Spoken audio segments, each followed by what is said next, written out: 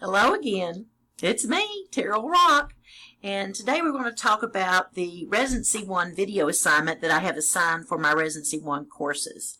The purpose of this video assignment is to give you some skills with using the camera and to get you over some of the fear that you might have and to get you more familiar with the rubrics that are part of Task 2. So, in order to be prepared to work on this, I'd like for you to go and find your own handbook.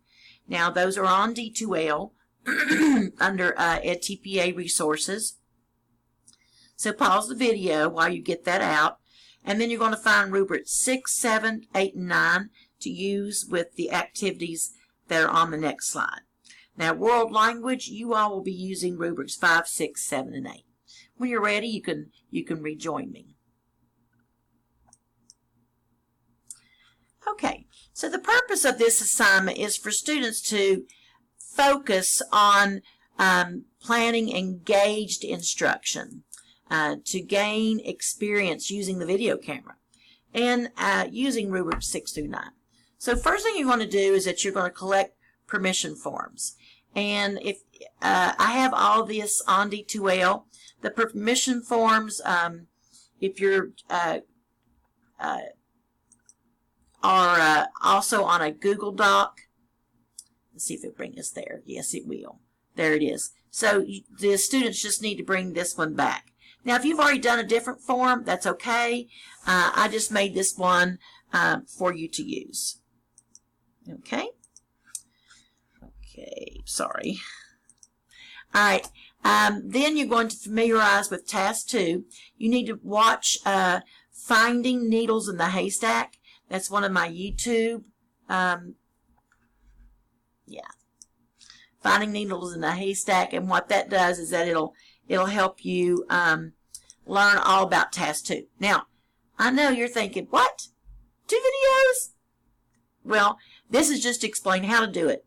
You have got to watch Finding Needles in the Haystack. Otherwise, you're going to have a lot of trouble knowing what needs to be in your recording. So you're going to use the Task 2 grid while you watch that video. This is the Task 2 grid. And at certain points, I'll stop, and in the video, I stop and I tell the participants to work on filling these in. Okay. So you're going to plan a 20-minute activity that maximizes engagement and hits on the things that you put on this Task 2 grid.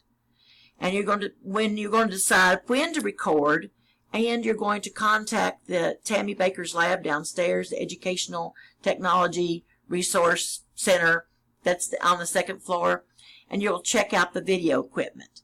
So you'll need to reserve it in advance. Sign up for when you need it. And you'll take it in. You're just going to record that 20 minutes of activity. If it goes a little over, that's okay. But I don't want you to having a big long thing and trying to break it down. You're going to save that file to your computer, and then you're going to put it later on a thumb drive. I'd like for you to use an editing tool such as Handbrake, which I've got the link to here. I also have the link on D2L.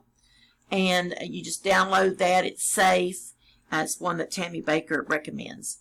And you're going to condense the file so that it's smaller, and then you're going to submit that file live text.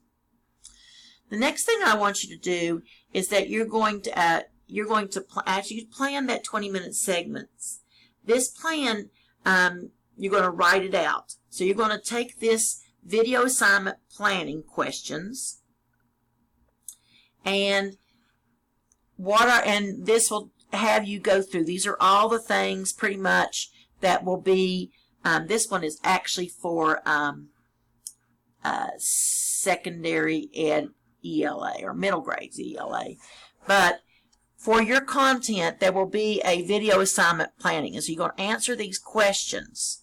And that's to make sure that you've got everything you need in your 20 minutes. So you're going to write out a plan. And you don't have to do a lesson plan. But this plan is going to have details about their activities and any kind of script. And then what you're going to turn in is this video assignment planning questions.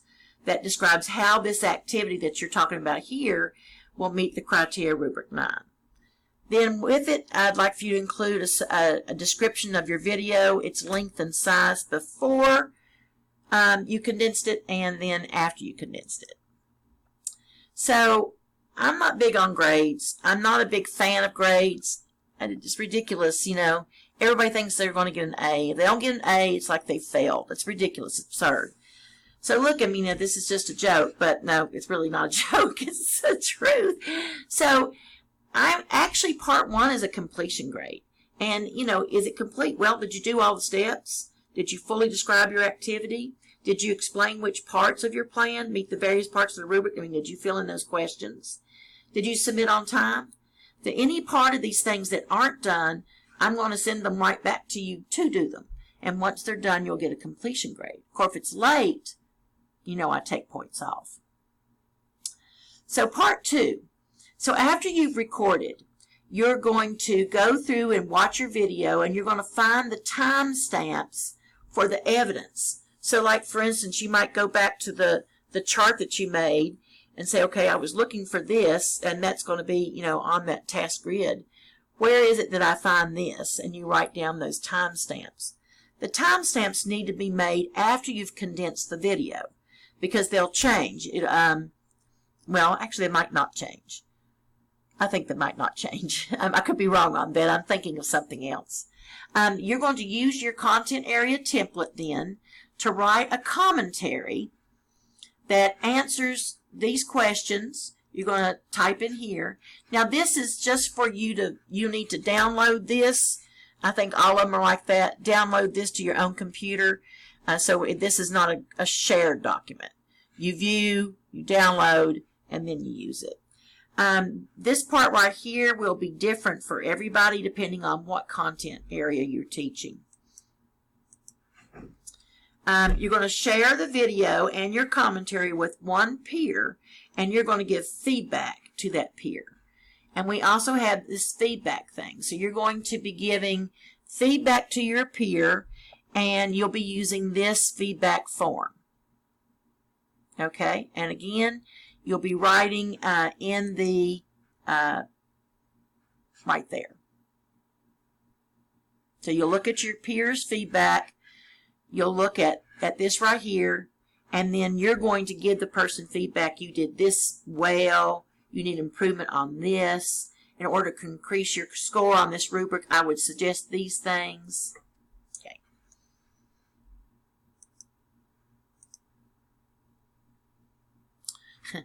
Now, I do provide writing support and outlines. And, you know, you've got these outlines, and, you know, my GA and I are going to be pumping these out. But if you know, a lot of people say, well, I don't need an outline. I'm a good writer. Well, you may be a good writer, but this kind of writing has to be so specified.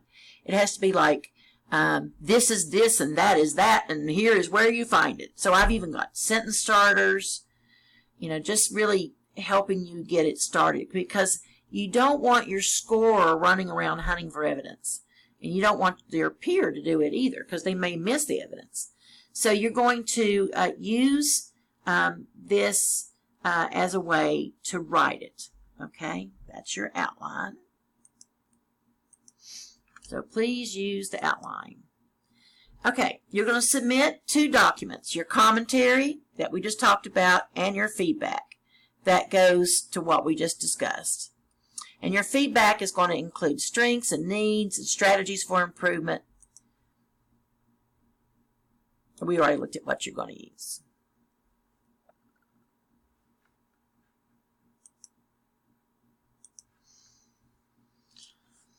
So at this point, after you've given feedback to your buddy, you're going to give feedback. I want you to give feedback on your feedback. So yes, you heard that right. You're giving quality feedback is going to help you perform better on rubric 12, and it's going to help you understand what you need to do to improve. So it's going to be a self-reflection part in part 3 using this template. you're going to write a reflection on what specific things, after you look at your feedback and you've looked at your own stuff, you're going to again write within the brackets what specific things can you do to improve on rubric 6, 7, 8, and 9. And I don't want this to be a regurgitation of what feedback you received from your partner. And then this final reflection is going to go into the D2L Dropbox. Make sure that before everything is finished, you've got your video uploaded to live text. Well, that's all, folks. And I really appreciate the time that you all spend with me looking at the videos. Remember that I put a lot of important information on the videos. I expect for you to be watching them.